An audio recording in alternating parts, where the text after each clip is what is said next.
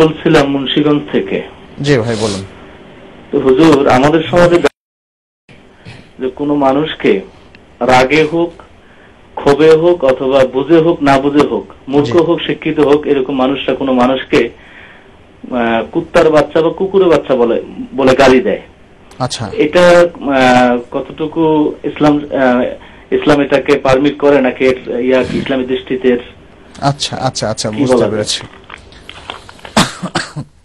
খুবই ভয়ঙ্কর একটা বিষয়, কারণ এটা তো সভ্য সমাজে কল্পনা করা যায় না যে কোন সভ্য ব্যক্তি মানুষকে এভাবে, যেমন এই কথাটা রিপিট করতে আমিও পারছি না, যে এইভাবে একজনকে গালি দেওয়া যায়।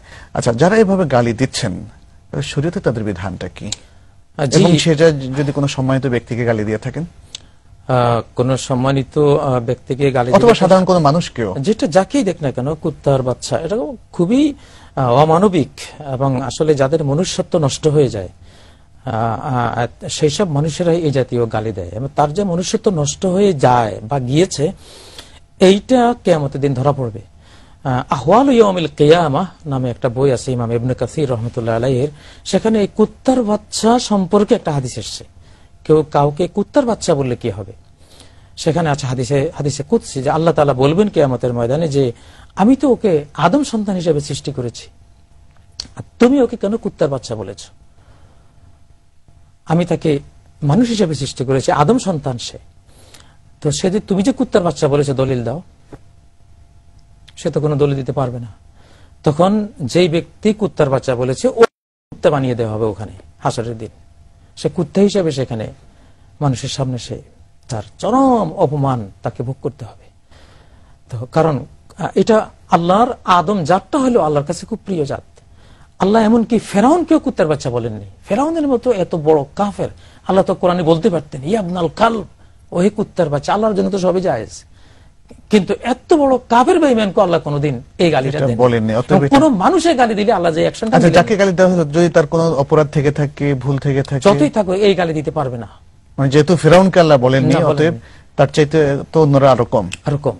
আচ্ছা, দ্বিতীয়ত হচ্ছে যে আমরা একটা প্রশ্ন মানে করতে পারি যে সমাজে আমাদের এত অধঃপতন হলো কেন? কেন আমরা তাহলে যে গালিটা আল্লাহ তাআলা পৃথিবীর সবচেয়ে বড় আল্লাহদ্রোহী, সবচেয়ে বড় অপরাধী ব্যক্তিকে দেননি, কেন আমাদের সমাজের লোক তাহলে এই গালিতে অভ্যস্ত হলো? আসলে এটাকে বলা হয় বাদাআহ, মানে এটা কি বলবেন, মানে নিকৃষ্টতার একটা বজ্জবান, যেটাকে আমাদের বাংলা ভাষায় বলে বজ্জবান বা জবান দরাজ, মানে তার জিহ্বা খারাপ, ভাষা খারাপ।